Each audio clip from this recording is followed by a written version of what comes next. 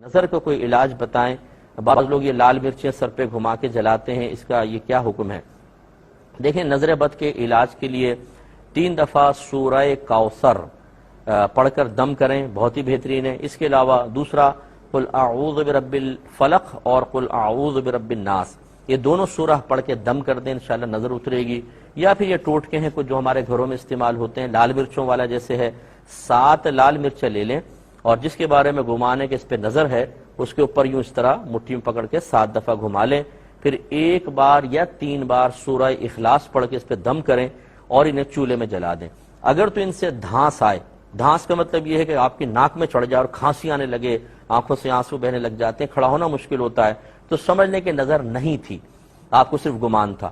اور اگر اس میں بالکل دھانس نہ آئے، اب قریب ہو کے کھڑے ہو کے سانس لے رہے ہیں لیکن آپ کی ناک میں کوئی دھانس نہیں آ رہی، تو یہ اس بات کی علامت ہے کہ نظر تھی.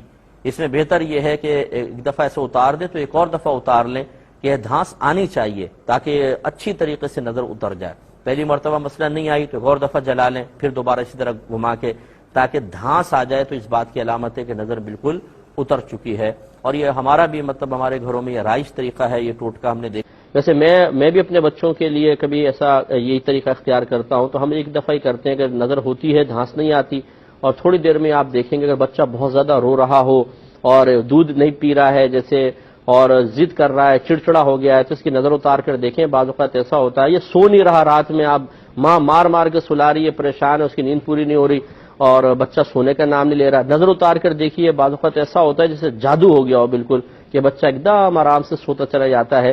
تو یہ بعض اوقات نظر بد چونکہ حق ہے، یہ بخاری کی روایت ہے، تو اس لیے نظر اتارنا چاہے 1 مرتبہ ہو چاہے کثیر مرتبہ ہو، سب کر سکتے ہیں. جب تک بچہ پریشان نظر آئے آپ نظر اتار سکتے ہیں.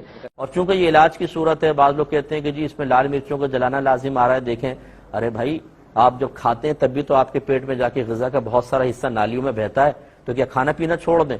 جب ہم اپنے فائدے کے لیے کوئی چیز استعمال کرتے ہیں تو اللہ تعالیٰ نے خود قرآن میں ہمیں اجازت دے دی ہے کہ هو الذی خلق لکم ما فی الارض جمیعا، اللہ تبارک و تعالیٰ نے زمین میں جو کچھ ہے سب کا سب تمہارے نفع کے لیے پیدا کیا ہے، تو ہم اپنے نفع کے لیے اس کو جلا رہے ہیں، اس میں کوئی حرج نہیں ہے.